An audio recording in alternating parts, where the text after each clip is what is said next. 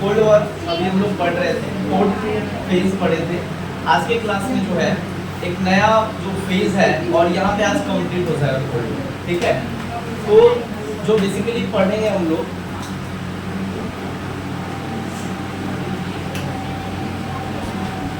The process of देतान, सुनो है देतान, इस वक्त देतान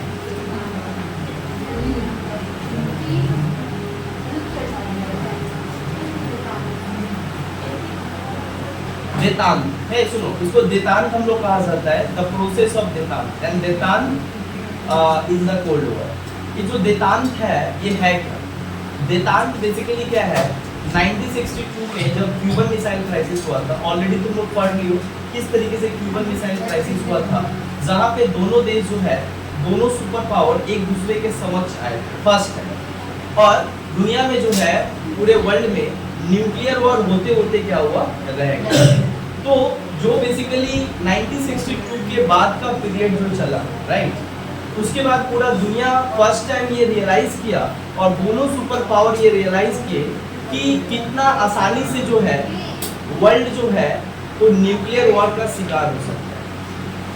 और फर्स्ट टाइम दुनिया के सारे देश, ज्यादातर मेनली दो कंट्री, अमेरिका एंड रशिया, जो दो सुपर पावर थे, ये लोग फर्स्ट टाइम इस बात को रियलाइज कर लिए कि अगर न्यूक्लियर वॉर हुआ ना, सो इन दिस जनरेशन, मतलब in the generation of nuclear war there is no winner, all are the loser. समझ आ रहा है क्या बताया सर? कि अगर न्यूक्लियर वॉर हुआ तो ये दुनिया बचेगा नहीं, और जब दुनिया ही नहीं बचेगा और तुम ही नहीं बचोगे फिर वॉर करके क्या करोगे?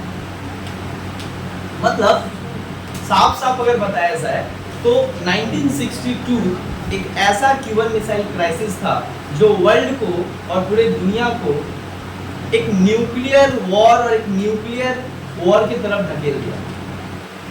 तो इस युद्ध के बाद जो है इतना टेंशन बढ़ गया था पूरे वर्ल्ड में इन दोनों के कारण, इन दोनों के एक्टिविटी के कारण, इन दोनों के nuclear arm race.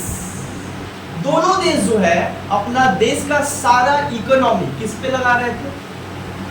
In the development of the advance new weapons and arms. सारा परमाणु हथियार बनाने में जो है अपना समय दे रहे थे और अपना पैसा लगा रहे थे। और सबसे मेन जड़ था इन तनाव पैदा होने में आर्म्स।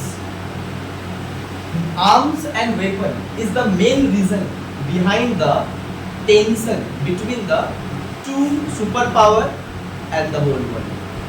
पूरी दुनिया में जो है टेंशन उत्पन्न होने के पीछे ये जो तेजी से बढ़ता हुआ हथियार बनाने का जो प्रोसेस था कि हथियार बना के हम अपने आप को क्या कर सकते हैं, सुपीरियर दिखा सकते हैं। और अमेरिका चाहता था कि हम उससे अच्छा हथियार बनाकर क्या करेंगे, उसको कंट्रोल करेंगे। रसिया चाहता है कि हम उससे अच्छा हथियार बनाकर हम उसको कंट्रोल करें। और ये जो अपने आप को सुपीरियर घोषित कर रहा है कि who will the real superior, who will the real मतलब super power in the world, who is the most powerful country in the world. और ये हासिल कैसे होता, कैसे ये लोग करता था हासिल? By and development of weapon and arms. इतना हथियार बनाता था ये लोग कि पूरे दुनिया में जो है ऐसे ही टेंशन पैदा हो जाता है। तो देतान बेसिकली क्या है? एक फ्रेंच वर्ड। क्या है देतान? बेसिकली क्या है? French word. इसको फ्रेंच वर्ड कहा जाता है कि detente is originally derived from the French word. What is the meaning of detente? Detente का अर्थ होता है permanent relaxation of tension between the two super power. दो जो सर्वोच्च शक्ति है कोल्ड वॉर में, दो जो अलग अलग ध्रुव है, west bloc east bloc, USA USSR, capitalist socialist bloc है, इन लोगों के बीच इतना ज्यादा तनाव पैदा हो गया है। इस तनाव को क्या करना, परमानेंटली क्या करना, टेम्पररी मतलब परमानेंटली क्या करना, रिलैक्सेशन लाना। रिलैक्सेशन का मतलब क्या होता है कि कमी लाना। मतलब सिंपल भाषा में कहते हैं तो detente is a process to reduce the tension of two super powers. दो देशों के बीच तनाव को कम करने का एक प्रयास था और जिस प्रयास को ही कहा जाता है देतान। मतलब detente basically is a kind of एक तरीके का कहा जाता है तो एक प्रयास था, एक तरीका था। It is a method to reduce and prevent the development of arms and weapons. जो दुनिया में जो इतना हथियार बढ़ते जा रहा है और उत्पादन हो रहा है, इस उत्पादन में भी कमी लाना। क्योंकि इन लोगों का क्या मानना था, जो लोग नहीं चाहते थे कि युद्ध हो, जो लोग नहीं चाहते थे कि युद्ध के कारण क्या होता है, किसी का बेनिफिट होता है, केवल नुकसान होता है। और ये लोग चाहते थे कि जो लोग ये ह्यूमैनिटी के सपोर्टर थे, वे लोग मानते थे कि किसी भी तरीके से जो है अब इनके अंदर ये तनाव फिर से पैदा ना हो, जो कि 1962 में पूरा वर्ल्ड देखा था कि इन दोनों के अंदर कितना ज्यादा तनाव और एक दूसरे के प्रति किस तरीके का, मतलब एक दूसरे के प्रति इस तरीके का खुन्नस और इस तरीके का गुस्सा, इन लोग के गुस्सा के कारण पूरा का पूरा दुनिया जो है खत्म हो जाए। बट ऐसा हम नहीं चाहते, इसीलिए हम लोग कोशिश करेंगे, जो मिडिल कंट्री है, हम लोग कोशिश करेंगे ताकि इन दोनों देशों के बीच कैसे शांति बनाया जा सके, कैसे इनके टेंशन को कम किया जा सके। और टेंशन को कम करने के लिए ही एक स्टेप उठाया गया, एक मेथड्स अपनाया गया और उस मेथड का नाम क्या है, देतान। क्लियर? तो देतान क्या है ये समझ में आया। बेसिकली देतान का मतलब होता है, detente means reduction of tension between two super powers. और ये देतांत स्टार्ट कब हुआ, early part of 1970। Detente start होता है अर्ली पार्ट ऑफ 1970s, मतलब 1970 के दशक से क्या होता है, देतांत प्रक्रिया स्टार्ट होता है, जिसमें मेन ऑब्जेक्टिव होता है ताकि दोनों देशों के बीच शांति, दोनों देशों के बीच एक फ्रेंडशिप बनाया जाए। क्योंकि युद्ध होने का सबसे बड़ा कारण क्या हो रहा है कि ये दोनों देश एक दूसरे से बात करना नहीं चाह रहे, and that is the main reason behind the छोटा छोटा बात पे युद्ध हो रहा है। ये छोटा छोटा बात पे इसीलिए युद्ध हो रहा है क्योंकि दोनों देश जो है कोई कांटेक्ट नहीं था। इसीलिए 1963 में क्या हुआ, दोनों के बीच एक हॉटलाइन कम्युनिकेशन स्टेशन बनाया गया। एक बनाया गया वॉशिंगटन डीसी में और एक बनाया गया मॉस्को में, ताकि क्या हो जाए, दोनों सुपर पावर किसी मुद्दे पे अगर बात करना है तो एक साथ बात कर पाए और मुद्दे को जो है सलटा दिया जाए, वॉर ना हो। ये एक प्रयास था ना, और ये प्रयास किसके द्वारा किया गया था, ये प्रयास यूएनओ के द्वारा किया गया था। ये प्रयास कुछ एलाइज देशों के साथ किया गया था। एलाइज मतलब अमेरिका के कुछ सैटेलाइट स्टेट और रसिया के कुछ सैटेलाइट स्टेट चाहते थे कि युद्ध ना हो, अब युद्ध ना हो, क्योंकि युद्ध से पूरी तरीके से त्रस्त हो गए। और अब युद्ध हुआ तो सभी देशों के पास न्यूक्लियर पावर है, दोनों सुपर पावर के पास न्यूक्लियर पावर है। और क्यों सुपर पावर भी ये बात को समझ गया 1962 के बाद, दोनों देश अमेरिका रसिया, ये समझ में आ गया कि न्यूक्लियर वॉर जो है, ये दोनों देश न्यूक्लियर बम बना लिए, तो अगर हम इस देश पे मारेंगे ना तो ये भी हमारे देश पे मारेगा, मतलब किसी का जीत नहीं है ना, वही ना बात है। There is no victorious, there is no winner, दोनों ही इन दोनों युद्ध का क्या करेंगे, शिकार, डिस्ट्रक्शन ऑफ वॉर। तो ये बात जो है यहाँ पे कहा गया 1970 से लेके 1980s ऑनवर्ड्स, 1980s ऑनवर्ड्स नहीं कहो बट एग्जैक्ट अगर तुमको डेट बताए तो 1979 तक ये देतान, ज्यादा दिन तक नहीं चला लेकिन फिर भी 10 साल 12 साल तक क्या हुआ, ये देतान 1963 के बाद ही, मतलब 1962 after the Cuban missile crisis, world move another direction and try to reduce, try to prevent the advanced weapons and arms, इन सब चीज को वो कम करना चाहा। लेकिन actual the process of detente was begins from 1970s and कब तक? Up to 1979। मतलब ज्यादा दिन तक देतान भी नहीं टिक पाया, लेकिन फिर भी 10 सालों में ये काफी कोशिश किया। दोनों सुपर पावर के बीच जो इतना खाई पैदा हो गया है, इतना एक दूसरे के प्रति खुन्नस घृणा पैदा हो गया है, टेंशन पैदा हो गया है, दोनों एक दूसरे के जान लेने के लिए तुले हुए हैं, इसमें थोड़ा इसके इंटेंसिटी में थोड़ा कमी लाया। Yes, detente is not a successful method. देखो, detente is not a method to end the cold war. याद रखना, डिटेंट जो देतांत कहा जाता है, देतांत ऐसा प्रक्रिया नहीं है जिसके जरिए कोल्ड वॉर को खत्म करने का कोशिश किया गया। नहीं, कोल्ड वॉर के बीच जो टेंशन है उसको रिलैक्स करने का एक प्रयास है जिसको कहा जाता है देतांत। और देतांत लगभग 1970 से लेके 1979 तक जो है ये चला।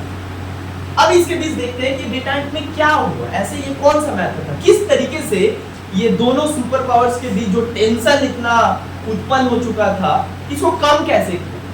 What were the methods and what were the techniques under the detente process. जो देतांत प्रोसेस है, जो कहा गया कि इसके जरिए हम लोग रिलैक्सेशन लाएंगे, इसके जरिए दोनों वर्ल्ड के जो सुपर पावर देश है एक दूसरे के जानी दुश्मन बन गए, इन दोनों को दोस्ती करवाएंगे ताकि क्या हो, युद्ध शांत हो।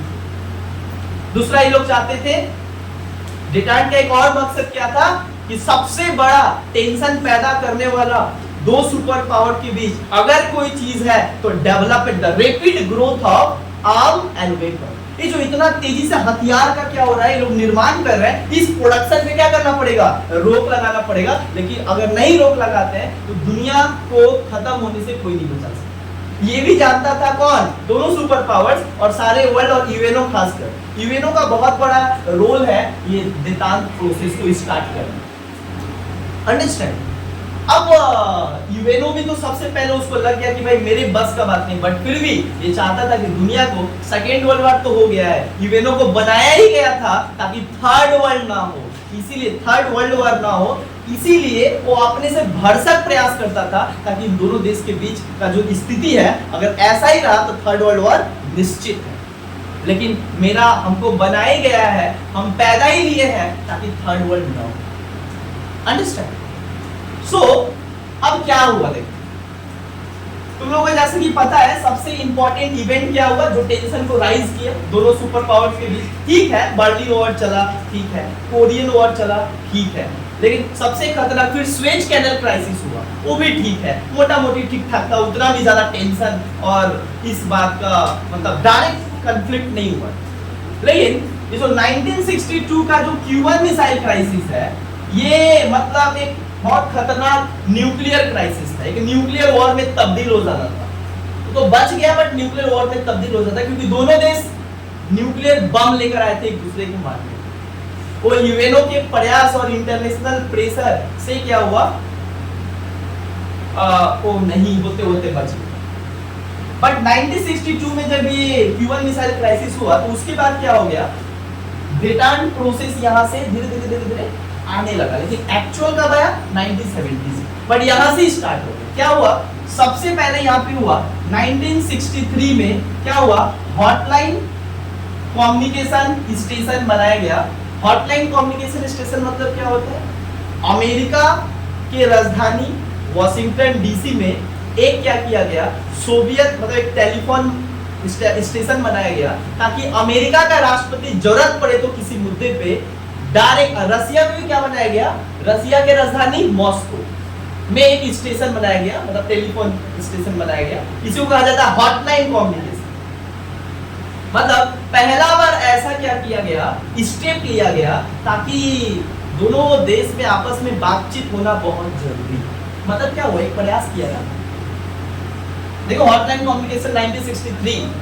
और ठीक इसी टाइम पे जो है एक और चीज हुआ है, बात नहीं करो, ठीक इसी टाइम पे एक और चीज हुआ। क्या हुआ, 1963 में ही एक और ट्रीटी साइन हुआ। क्या हुआ, 1963 में एक ट्रीटी साइन हुआ जिस ट्रीटी का नाम था NPT. What is the meaning of NPT? NPT का मतलब क्या है, एनपीटी का मतलब होता है, एनपीटी का मतलब होता है इसको न्यूक्लियर, अच्छा सॉरी, 1963 में एनपीटी नहीं, इसको कहा जाता है तुम्हारा न्यूक्लियर टेस्ट बैन ट्रीटी, एनटीबीटी। क्या कहा जाता है? एनटीबीटी। इन 1963 एक ट्रीटी साइन हुई। यूएनओ जो है, यूएनओ के प्रयास से और अमेरिका और रसिया दोनों एक स्टेज पे आते हैं और एक स्टेज पे आकर क्या करते हैं? एक समझौता करते हैं। क्या समझौता करते हैं?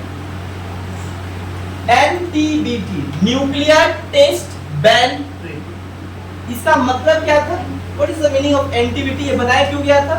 ये एक ट्रीटी है, मतलब एक समझौता करवाया गया अमेरिका और रसिया में। क्या समझौता कराया गया? कि कोई भी देश ओपन एयर में, ओपन एयर मतलब खुले आकाश में, खुले आसमान में, लैंड पे, पानी में और आकाश में, मतलब तीनों, एयर, वाटर, लैंड, कोई एक्सपेरिमेंट नहीं करेगा। क्या एक्सपेरिमेंट नहीं करेगा? जो न्यूक्लियर एटम बम तुम रखे हो ना, उसको तुम क्या करोगे? आसमान में फोड़ नहीं सकते हो, टेस्ट नहीं कर सकते हो। टेस्ट करने मतलब हम लोग होता है ना, पटाखा खरीदने जाते हैं तो टेस्ट करके देखते हैं आवाज है कि नहीं करो, क्योंकि ये जो तुम फोड़ रहे हो, फोड़ क्यों रहे हो?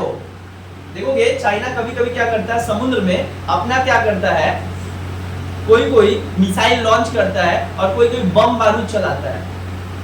उसका मेन काम मतलब वो क्यों ऐसा करता है? उसके पास इतना कीमती से बना, इतना करोड़ रुपया लगा के बना एक मिसाइल और ऐसे ही मार देता है। क्या उसको मजा है? मजा नहीं। याद रखना, कोई देश टेस्ट तभी करता है और टेस्ट इसीलिए करता है ताकि बगल के देश को जो है थ्रेट दे सके, थ्रेट दे सके। देखोगे थ्रेट देने का मतलब होता है वो बम इसीलिए मारता है ताकि बगल के देश को बताता है कि देखो हमारे पास कितना पावर है। शो करना एक तरीका है शो करने का। शो करने मतलब पावर, अपनी स्टेटस को दिखाने का, सामने वालों को डराने का एक तरीका था, जो कि ये लोग करता था।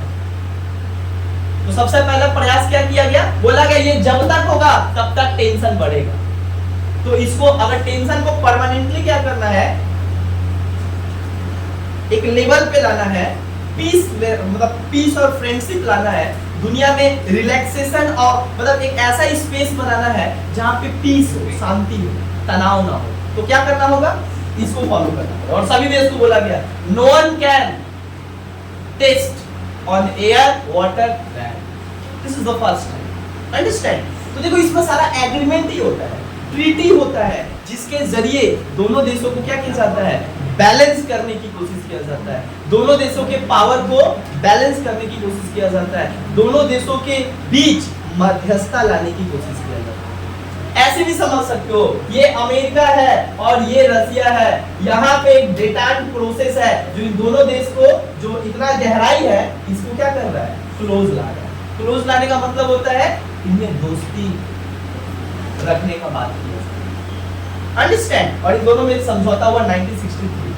ठीक, इसके बाद 1968 में एक और समझौता हुआ जिसको बोलते हैं NPT, nuclear non proliferation treaty. Nuclear non proliferation treaty. What is the meaning of nuclear non proliferation treaty? Nuclear non proliferation treaty का मतलब क्या होता है? ये बोला 1968 में दोनों देश के बीच क्या हुआ? समझौता हुआ। क्या समझौता हुआ? अमेरिका बोलता है कि भाई रसिया के पास भी परमाणु बम है, न्यूक्लियर बम है, मेरे पास भी परमाणु बम है। अगर वो मार देगा परमाणु बम तो फिर मेरा तो पूरा सत्यानाश हो जाएगा। और रसिया भी समझता है अमेरिका के पास है। तो ये समझो एक डेटेड, देखो ये ऐसा 1962 के बाद वर्ल्ड एक ऐसे जगह पे चला गया और दोनों सुपर पावर, जहां से समझ में आ गया दोनों को कि भाई अब युद्ध होना भी संभव नहीं है, मतलब युद्ध किया भी नहीं जा सकता। देखो जब दोनों देश शक्तिशाली होता है ना तो कोई एक्शन नहीं होता, छटपटाता बहुत है लेकिन कोई एक्शन नहीं होता। चाइना अमेरिका में टैरिफ वॉर चल रहा है, लेकिन चाइना कभी अटैक नहीं कर सकता अमेरिका पे और अमेरिका चाइना पे कभी अटैक नहीं कर सकता। लेकिन अगर इंडिया ऐसा करता तो अभी तक हुक्का पानी बंद कर देता अमेरिका। पता है क्यों? बिकॉज इंडिया उस लेवल पे नहीं है जिस लेवल पे चाइना है और इंडिया अमेरिका को बैलेंस नहीं कर सकता। बैलेंस कहने का मतलब क्या होता है? Balance of power. Balance of power कहने का मतलब होता है कि आप मिलिट्री रूप से, इकोनॉमिक रूप से आप उतना ही स्ट्रॉन्गर नहीं हो जितना कि कौन है? अमेरिका। आप उसको 4-5 साल कुछ नहीं दोगे, अनाज नहीं दोगे तो कोई दिक्कत नहीं हो, किसी दूसरे देश से ले लेगा। लेकिन अगर तुमको अगर कुछ वो ना दे, मेडिकल फैसिलिटी ना दे, तो तुम्हारा देश बिक जाएगा। इसीलिए क्या होता है, डेटाइट बेसिकली क्या, एक मध्यस्थता का रास्ता था, ताकि दोनों में क्या किया जाए, टेंशन को खत्म करके एक फ्रेंडशिप, एक पीस, एक हार्मोनियस रिलेशन इनके बीच बिल्ड किया जाए। समझ में आया? 1968 में क्या हुआ? एनपीटी आया। एनपीटी का मतलब क्या होता है? इसका मेन ऑब्जेक्टिव क्या था? नॉन प्रोलिफरेशन ट्रीटी का मेन मकसद था कोई भी देश जिसके पास अब जितना परमाणु बम है उतना ही रहेगा, अब कोई उसका नंबर बढ़ाएगा नहीं। इसका मतलब होता है कि ये क्या रोक लगाया? NPT restricted and strictly prohibited the production and growth of nuclear bomb. Non proliferation treaty, आप अब परमाणु बम को और ज्यादा, मतलब आपके पास एक नंबर है 5000 परमाणु बम है, आप अब इसको 10,000 नहीं कर सकते, जितना हो गया हो गया। समझ में आया? ये समझ में आया? न्यूक्लियर प्रोलिफरेशन ट्रीटी, इवन वो दोनों देश के बीच समझौता हुआ था, एनपीटी। 1968 के बाद क्या हुआ? 1969 में एक घटना हुआ। घटना क्या हुआ कि देखो यहाँ पे घटना क्या होता है, बड़ा इंटरेस्टिंग चीज है।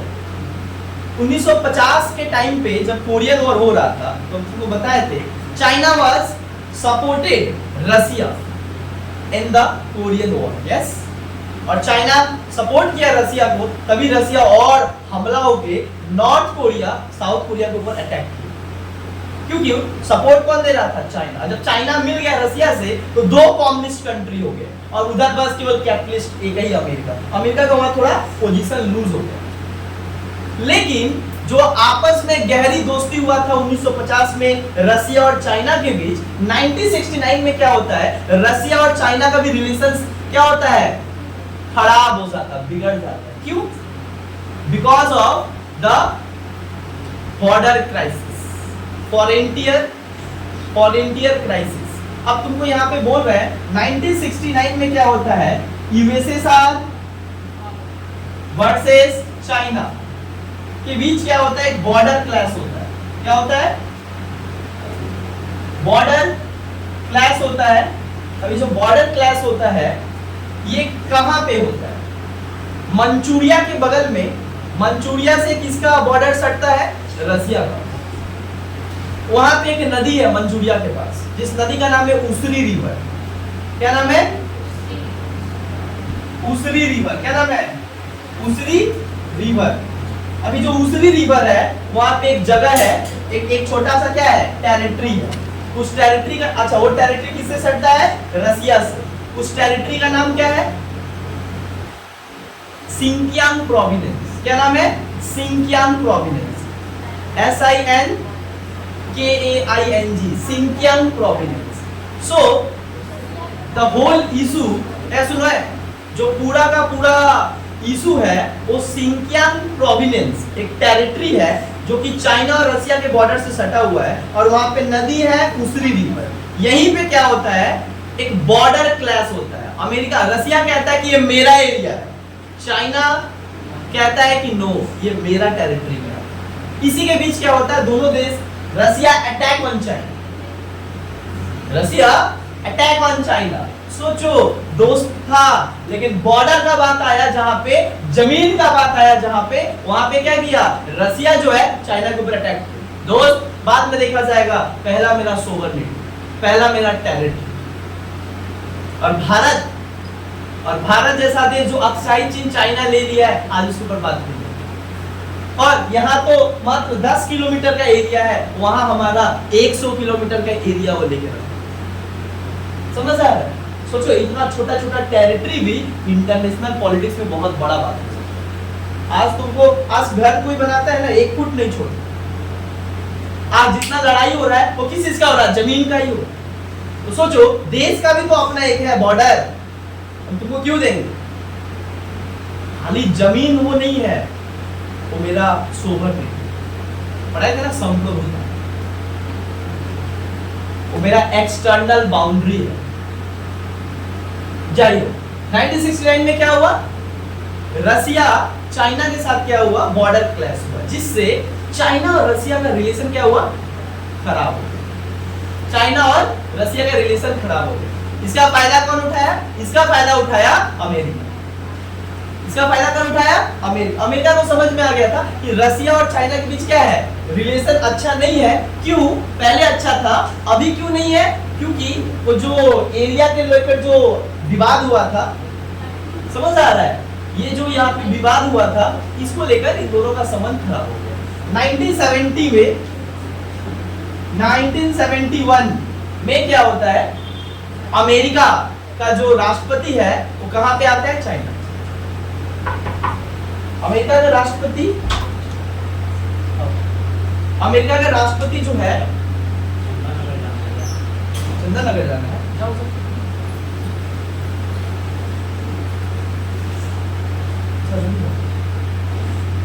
जाना रहता तो आते क्यों? सुनो, तो यहाँ पे जो है एक चीज क्या बता रहे हैं कि 1971 में क्या होता है? America visited to China to make a good relationship. हाँ, एक अच्छा चाइना के साथ एक अच्छा संबंध बनाने के लिए अमेरिका क्या करता है? विजिट करता है। कहाँ? चाइना के देश में। और एक एग्रीमेंट साइन होता है। उस एग्रीमेंट का नाम है ping pong diplomacy. Ping pong diplomacy. 1971 में क्या होता है? अमेरिका और चाइना के बीच क्या होता है? अच्छा रिलेशन बनता है, और इस डिप्लोमेसी को कहा जाता है पिंग पोंग डिप्लोमेसी, जिसके जरिए अमेरिका और चाइना का जो संबंध है वो बहुत क्या हो जाता है? अच्छा हो जाता है। इतना अच्छा हो जाता है कि चाइना क्या करता है?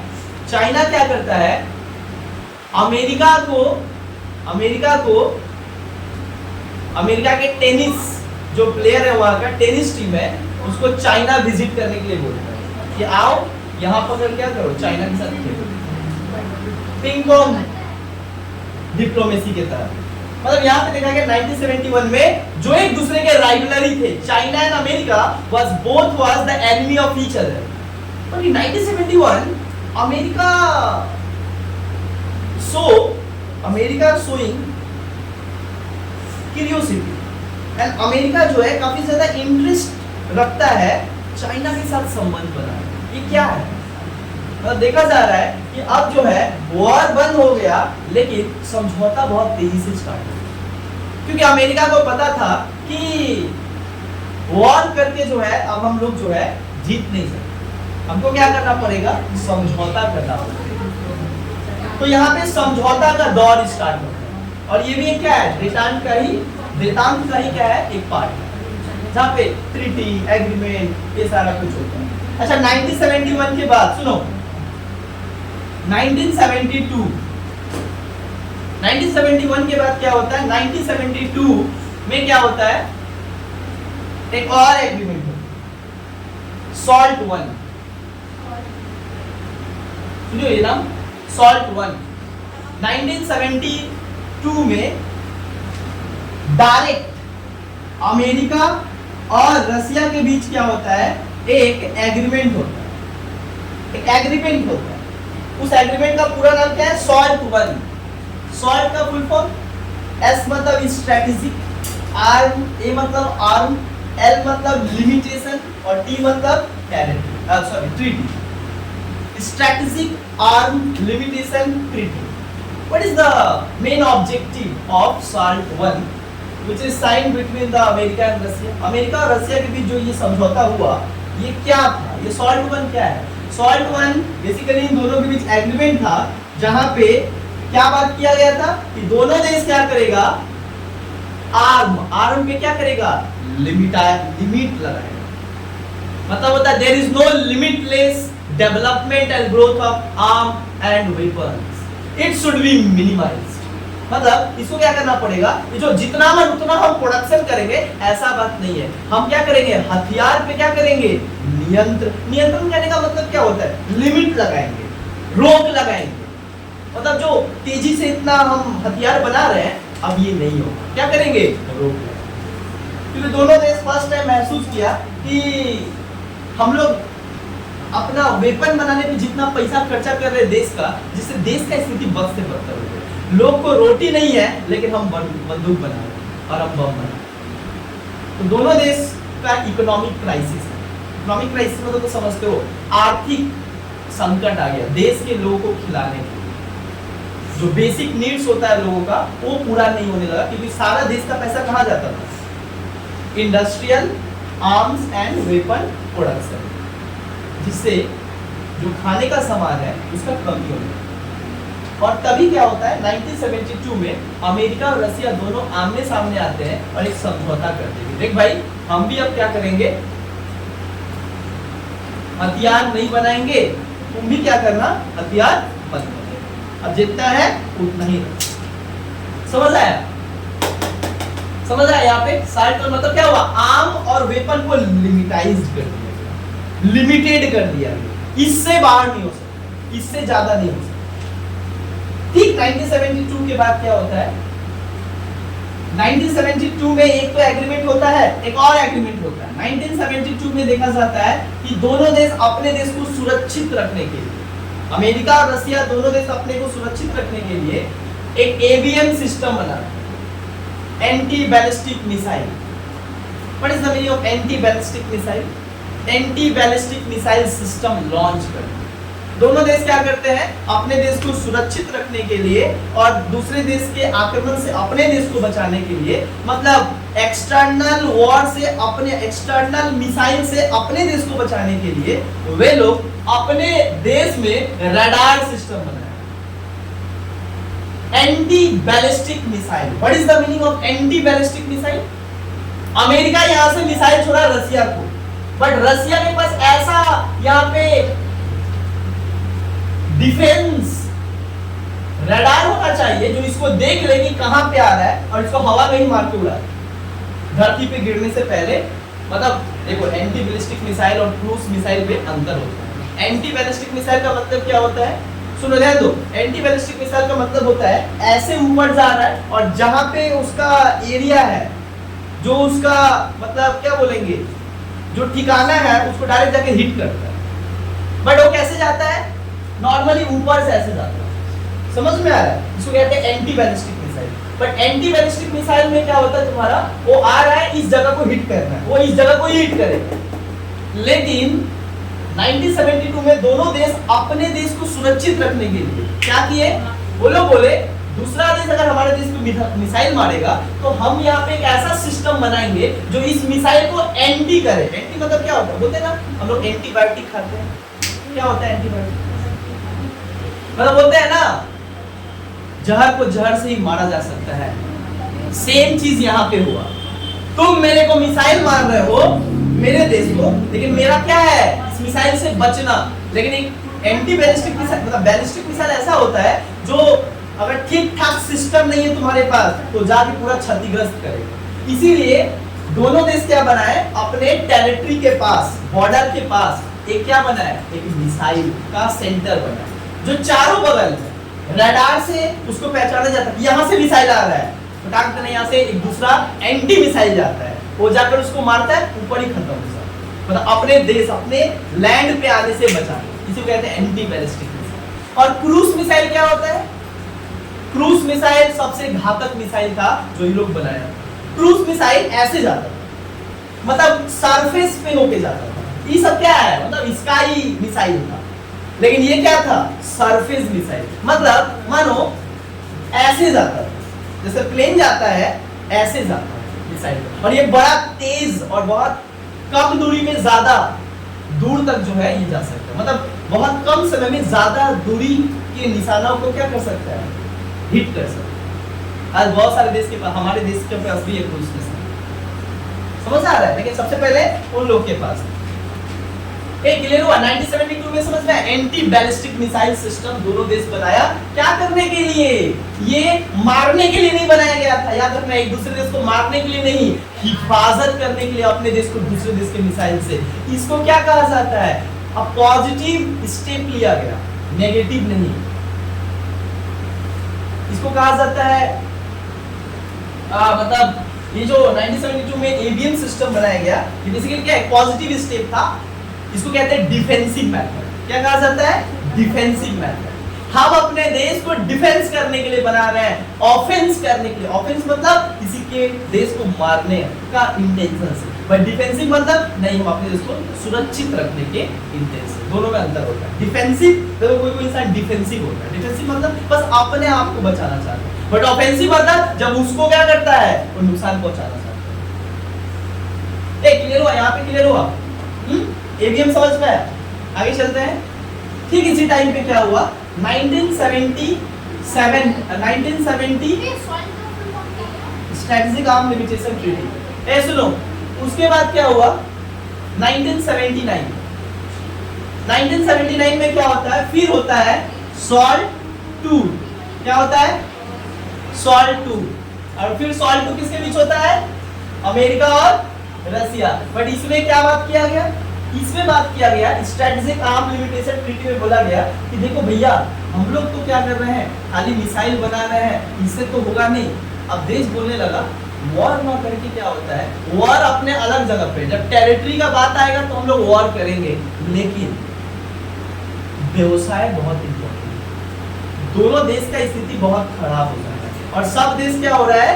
Closed economy. क्लोज्ड इकोनॉमी मतलब अपने घर के अंदर ही सामान बनाओ और बेचना है, किसी दूसरे देश को बेच नहीं सकते, ना कोई दूसरा देश। अपना इंपोर्ट एक्सपोर्ट बंद था, तो दोनों देश बोला कि इंपोर्ट एक्सपोर्ट बंद होने से क्या हो रहा है ना, इकोनॉमिक क्राइसिस आ रहा है, मार्केट को खोलना होगा।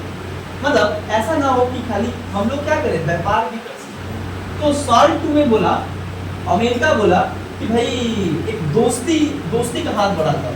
क्या हाथ बढ़ाता है अमेरिका? बोलता है झगड़ा अपनी जगह पे है, दोस्ती अपनी जगह पे है, व्यवसाय अपनी जगह पे, धंधा से कोई समझौता नहीं, वो झगड़ा बात का बात है।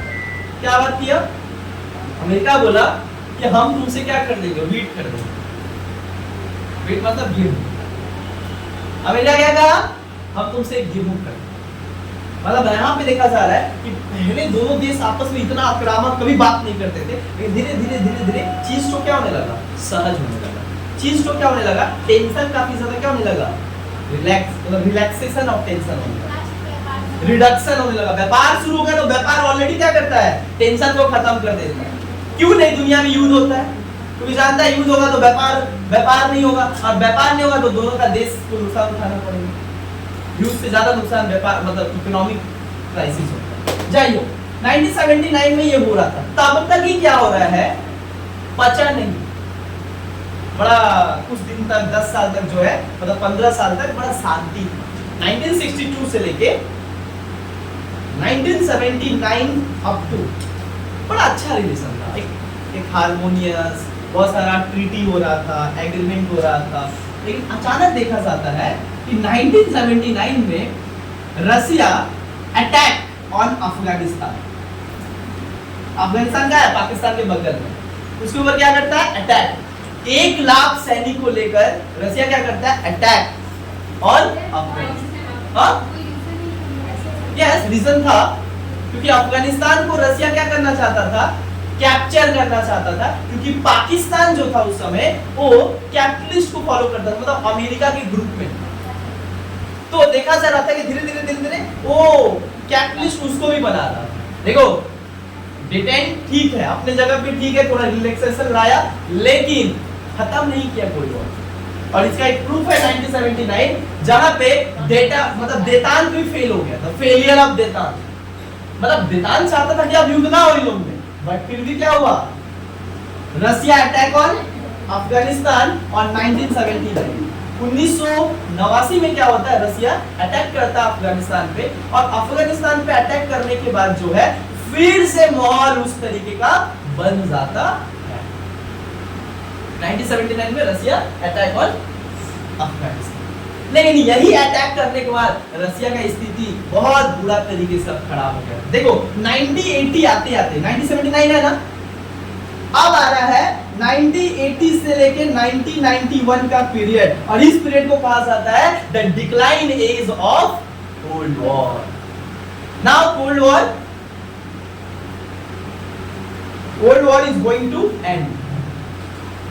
1980 से 1991 तक कोल्ड वॉर जो है एक खत्म होने की कगार पे आ गया। बट ये हुआ कैसे? कोल्ड वॉर जो इतना भीषण एक दूसरे के बीच आइडियोलॉजिकल वॉर चल रहा था, इतना खतरनाक जो पूरी दुनिया में टेंशन बना हुआ था, एक तो देतान हुआ, लेकिन देतान भी फेल हो गया 1979 में। कैसे फेल हो गया? Because of Russia attack, Russia invention on Afghanistan. And this incident फिर से क्या किया? Creates a new war, creates a new drastic situation. एक नया युद्ध का फिर से क्या किया? शुरुआत।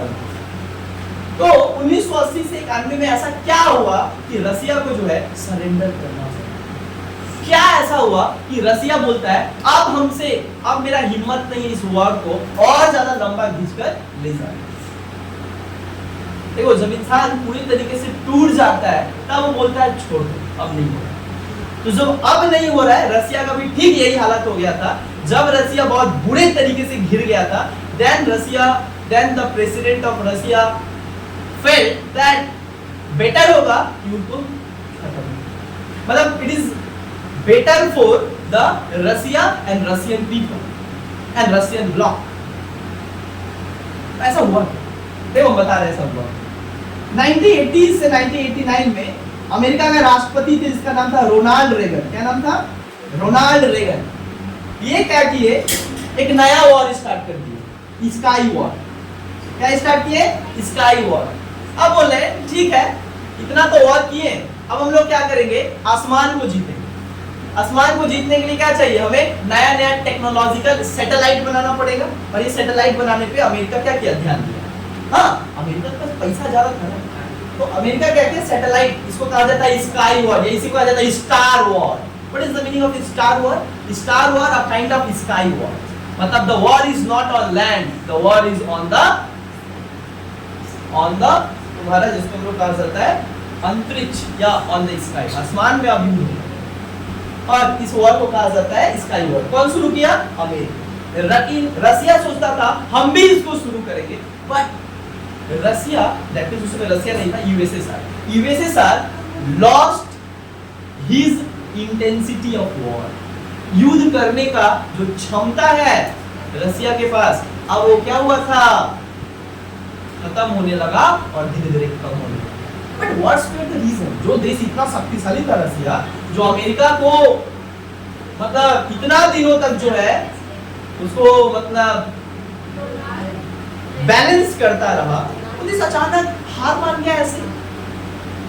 ये तो बात वही हुआ कि आप अपने गली में शेर बन रहे हो, लेकिन ज्यादा दिन तक जो है उसके बाद आप ही उसी गली का जो है आप ही कुत्ता बन गए। इस तरीके का सिचुएशन पैदा हुआ रसिया में। बट ऐसा क्यों? देखो, हुआ ये कि रसिया में जो है इकोनॉमिक क्राइसिस आ गया। Economic crisis and domestic crisis दोनों रसिया को घेर लिया। मतलब रसिया के अंदर जितने भी देश थे, Poland, Czechoslovakia, Hungary, Budapest, Romania, Bulgaria, ये सारे देश जो थे, सुनो है, ये सारे देश जो रसिया के क्या कहा जाता है? सैटेलाइट स्टेट, है ना?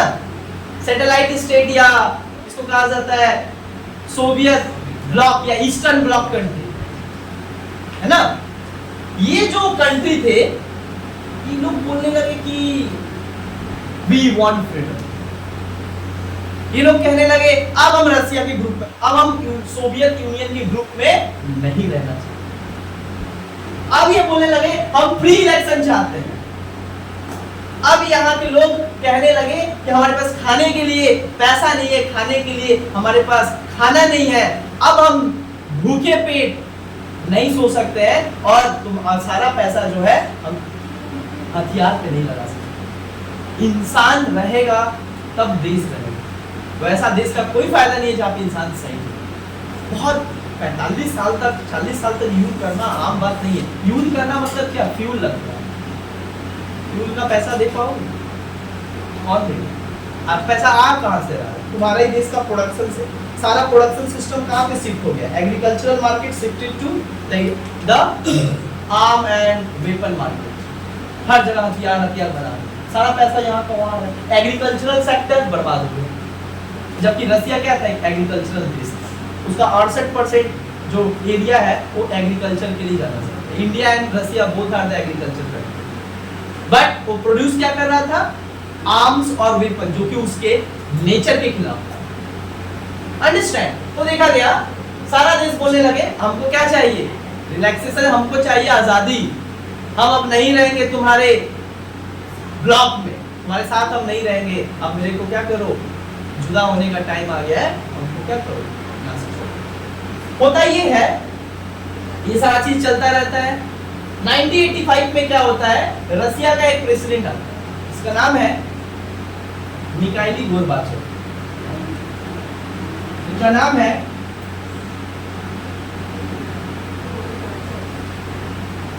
Mikhail Gorbachev. Mikhail Gorbachev, Mikhail Gorbachev was become the president of Russia, became the president of United States of America. रसिया का in 1985, 1985 में जब मिखाइल गोर्बाचेव रसिया का राष्ट्रपति बनते हैं, सुना है, राष्ट्रपति बनते हैं, तो इनके सामने एक बहुत बड़ा समस्या ये आया कि देश को इस परिस्थिति में हम क्या करें। डोमेस्टिक वॉर होना स्टार्ट हुआ। डोमेस्टिक, सुनो, डोमेस्टिक मूवमेंट, डोमेस्टिक क्राइसिस, देश के अंदर ही, रसिया के अंदर ही बहुत सारा क्राइसिस उत्पन्न हुआ। वो देश क्या लड़ेगा दूसरों से, जब घर में ही इतना ज्यादा झगड़ा है, घर में जब एटमॉस्फेयर शांत रहेगा तब आप दूसरों से लड़ सकते हैं। सेम सिचुएशन किसका हो गया था, रसिया का। घर में झगड़ा हो रहा है, हम, मेरा दिमाग ही नहीं लगेगा दूसरे, मतलब बाहर के झगड़ा है, तो घर का ही बहुत ज्यादा क्या हो गया, लफड़ा हो गया। तो यहाँ पे सुनो, यहाँ पे क्या होता है, रसिया जो मिखाइल गोर्बाचेव है, दो पॉलिसी लाते हैं। क्या लाते हैं, दो पॉलिसी लाते हैं, लेकिन दो पॉलिसी को समझने से पहले एक और घटना समझो। सुनो, 1989 में क्या होता है, 1989 में Berlin wall was collapsed and demolished. Berlin wall जो बनाया गया था 1961 में बनाया गया था ना, ईस्ट जर्मनी में वेस्ट जर्मनी को रोकने के लिए रसिया के द्वारा एक वॉल बनाया गया था, जो 1989 में क्या हुआ, डेमोलाइज्ड, तोड़ दिया गया, जो कि सिंबल था किस चीज का, तोड़ दिया, है ना। 1989 में ये हुआ। ठीक 1990 में रसिया के द्वारा, मतलब क्या, हाँ, रसिया के द्वारा ही तोड़ दिया गया। फिर 1990s में क्या होता है, 1990s में क्या होता है, जो जर्मनी दो भागों में बटा था, वेस्ट जर्मनी, ईस्ट जर्मनी, 1990 में क्या हुआ, जर्मनी रीयूनाइटेड। क्या हो गया, जर्मनी रीयूनाइटेड। जर्मनी रीयूनाइटेड मतलब क्या होता है, जर्मनी एक हो गया। एक हो गया मतलब पहले जो दो अलग अलग भाग में बांट दिया गया था, वेस्ट जर्मनी, ईस्ट जर्मनी, वो क्या हुआ, एक हो गया। और ज्यादा क्या होने लगा, 1990 में ये घटना हुआ। 1990s में यूनाइटेड मतलब यूएसएसआर के अंदर जितने भी उसके देश थे, like Romania, Bulgaria, Czechoslovakia, Poland, Hungary, Budapest, ऐसे करके 15 देश थे। अचानक ये 15 देश जो है बगावत करने लगे रसिया के खिलाफ और बोलते हैं हम तुम्हारे साथ नहीं रहेंगे, हमको फ्री इलेक्शन चाहिए। और तभी मिखाइल गोर्बाचेव बोले कि अब देश को चलाना पॉसिबल नहीं है और कोल्ड वॉर को और ज्यादा दिन तक ले जाना संभव नहीं। तो ये दो पॉलिसी अपनाते हैं। This two policies very very important to end the cold war. क्या है, पहला है ग्लेसोनेस्ट,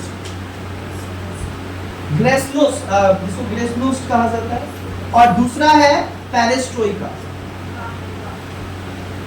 These two policy adopted by the Mikhail Gorbachev in order to end the Cold War। मतलब कोल्ड वॉर को समाप्त करने के लिए ये दो क्या करते हैं, दो ठो नीति चलाते हैं।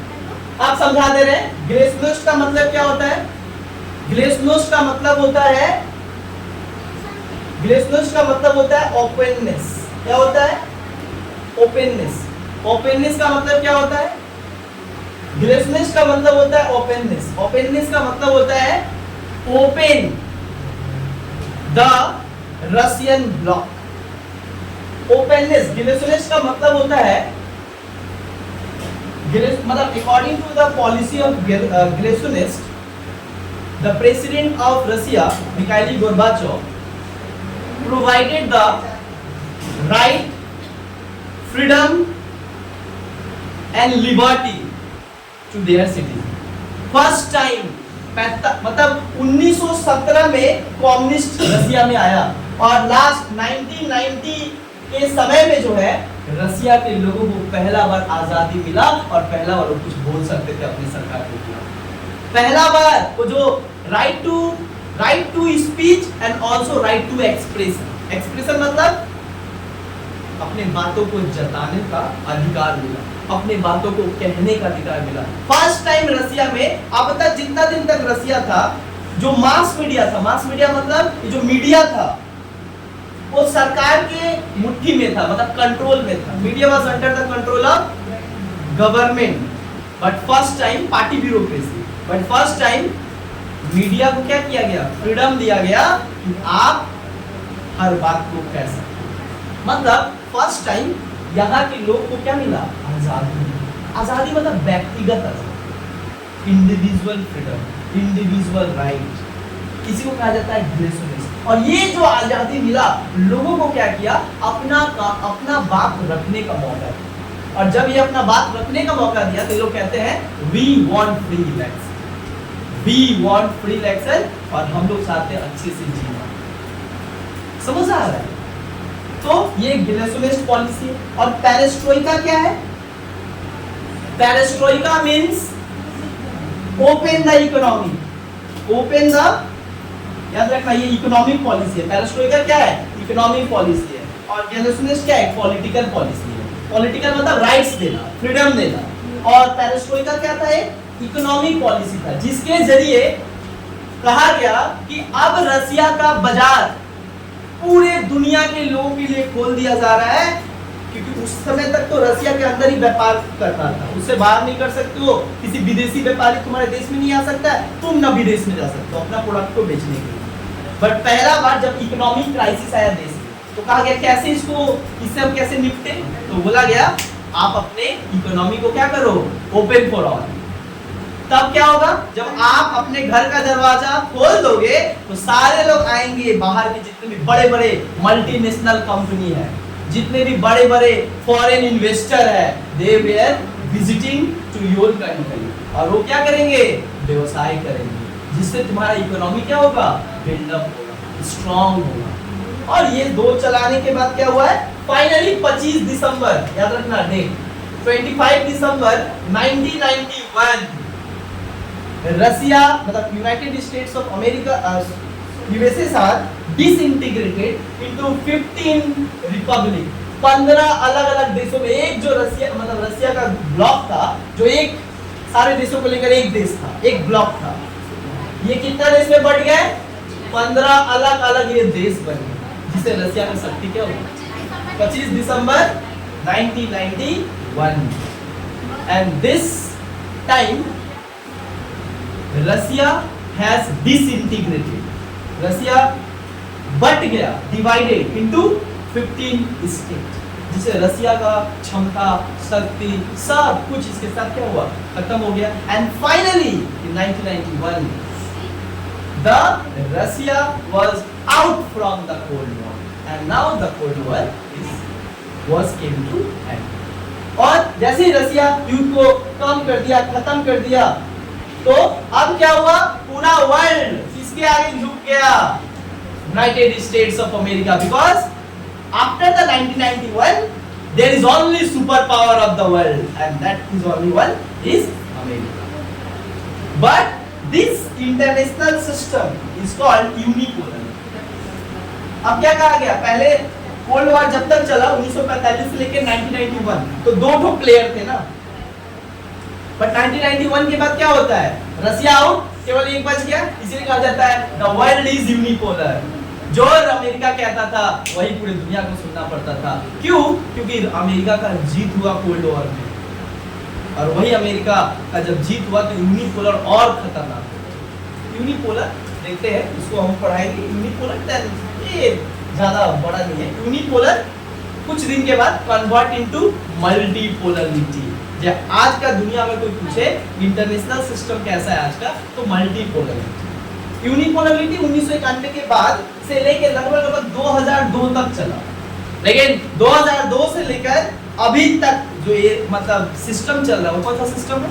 मल्टीपोलर। क्योंकि यहाँ पे there are multiple power centre in the world. America is a powerful country, as well China is the powerful country, as well as Russia is the powerful country, as well as Brazil is the powerful country, Israel is the powerful country, India was the powerful country. So there were multiple centers of the world. So इसी कहा जाता है multipolar system. Understand? यही है तुम्हारा पूरा का पूरा कोल्ड वॉर। यहाँ पे पूरा कोल्ड वॉर खत्म हुआ। किस तरीके से कोल्ड वॉर हुआ और क्यों खत्म हुआ, उसके पीछे बहुत सारा कारण है।